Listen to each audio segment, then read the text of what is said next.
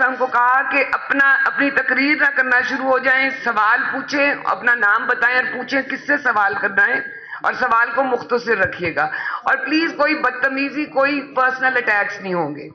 جی ادھر مائک دیجیے گا. السلام علیکم. میرا سوال تینوں سے ہے کہ اس وقت الیکشن سے بھی ایک بڑا مسئلہ ہے بلوچستان کا، جبری گمشدگیوں کا.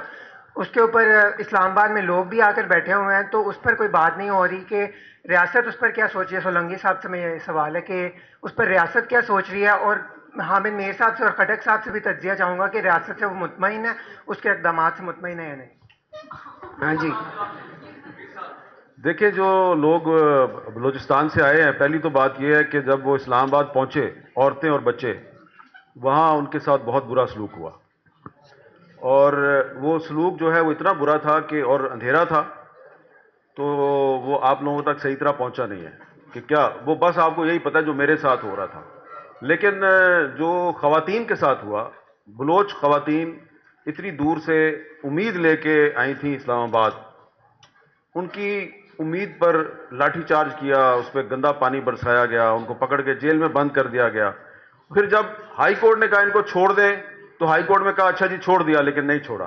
پھر آپ نے ان کو ڈیپورٹ کرنے کی کوشش کی. آپ ڈیپورٹ کس کو کرتے ہیں؟ انلیگل امیگرینٹس کو.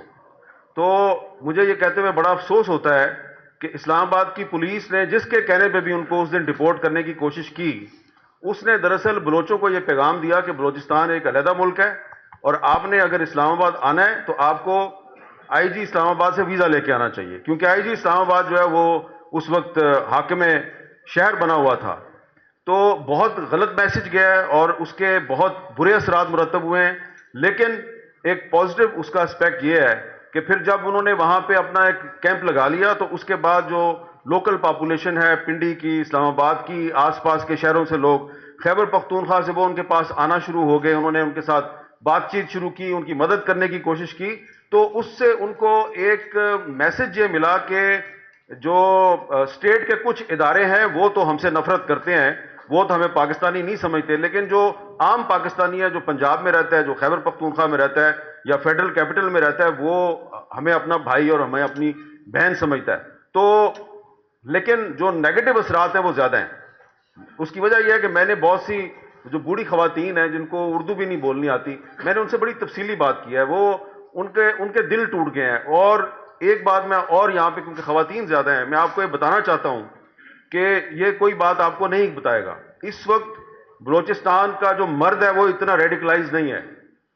اس کا کوئی نہ کوئی انٹرسٹ ہے، اکنامک انٹرسٹ ہے، کوئی سرکاری نوکر ہے، کوئی بزنس کرتا ہے، وہ کمپرومائز کر لیتے ہیں. بلوچستان کی جو عورت ہے وہ بہت ریڈیکلائز ہو گئی ہے، اس کے اندر اتنی نفرت ڈیولپ ہو گئی ہے کہ اس نفرت کو اب کول ڈاؤن کرنے میں کم از کم 10 سال چاہیے. زبان پہ نہیں لائیں گے وہ، لیکن وہ بہت نفرت کرتے ہیں.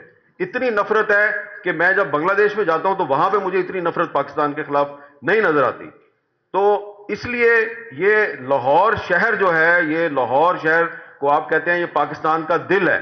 تو یہ جو پاکستان کا دل ہے، اس میں کچھ درد ان لوگوں کے لیے بھی اٹھنا چاہیے، کیونکہ اگر آپ کے دل میں ان کے لیے درد نہیں اٹھے گا تو پھر وہ جو کہتے ہیں وہ آپ کو پتہ ہے وہ کیا ہے، پھر وہ کر گزرے. آپ کچھ کہنا چاہتے ہیں؟ جی مختصر. یہ میں شاید یہ کہنا چاہتا ہوں، بالکل جو میر صاحب نے کہا ہے ٹھیک کہا ہے. میں بھی یہ گزارش کرنا چاہتا ہوں، میں اس کمیشن میں تھا جو جسٹس اطہر ملن اللہ کے حکم پہ بنا تھا بلوچ اسٹوڈنٹس کی گریوینسز کے لیے. صدر اختر مینگل اس کے کنوینر تھے اور ہم لوگ اس کے ممبرس تھے. تو اس میں بلوچستان گیا تھا. 2022 نومبر میں ہم گئے کوئٹہ میں، یہ کیمپ جو تھا وہاں گئے، اور بلوچستان یونیورسٹی گئے. اور میں آپ کو یہ بتانا چاہتا ہوں کہ ہم نے یونیورسٹی میں دیکھا، ظاہر میڈیا میں تو رپورٹ نہیں ہوا، لیکن جو ہم نے دیکھا، وائس چانسلر نے ہمیں الگ سے ایک بریفنگ دی، وہ رسمی سی فارمل سی. لیکن جب ہم اسٹوڈنٹ سے ملنے گئے تو پہلے اسٹوڈنٹس آئے نہیں، کچھ تھوڑی تعداد میں ایسے 1-2 قطاروں میں تھے، باقی ہال خالی تھا. بہرحال ہم نے شروع کیا اپنا فنکشن. تھوڑی دیر کے بعد اسٹوڈنٹس آئے، بڑی تعداد میں آئے، لڑکیاں بھی لڑکے بھی، اور ہال بھر گیا، گیلریاں باہر. اچھا ہم حیران تھے. تو اختر مینگل نے کہا کہ ہمیں تو شک تھا کہ آپ کو کسی نے روکا ہے یا کیا بات ہے. تو وہاں جو مقامی سینیٹر تھے کامران مرتضیٰ جو کوئٹہ کے ہیں، انہوں نے کہا سردار صاحب آپ نے غور نہیں کیا، یہ بچے دور کھڑے تھے, آ نہیں رہے تھے. یہ اس بات کا انتظار, ان کو پتا تھا کہ پہلے تلاوت ہوگی, پھر قومی ترانہ ہوگا, اس کے بعد ایجنڈا شروع ہوگا. یہ قومی ترانہ پڑھنا نہیں چاہتے تھے. ہزاروں بلوچ لڑکے لڑکیاں, یعنی یہ آپ جو بات کریں نا, میں اس کی تائید میں کہنا چاہتا ہوں کہ یہ اتنی گہری یہ نفرت ہو گئی. اگلے دن گورنر ہاؤس میں میٹنگ تھی, میں نے وہاں یہ کہا, میں نے کل بلوچستان یونیورسٹی میں وہ دیکھا جو ڈھاکہ یونیورسٹی میں قطر میں نے دیکھا تھا, اور میں نے ان سے کہا کہ آپ آج اگر آپ اس کا نوٹس نہیں لیں گے تو آپ کیا کسی سارا دسمبر کا انتظار کریں گے؟ کیا یہ وقت نہیں ہے کہ آپ آج کہیں کہ یہ غلط ہو رہا ہے؟ جبری گمشدگی جو ہے وہ بیسیکلی ریاستی دہشت گردی ہے.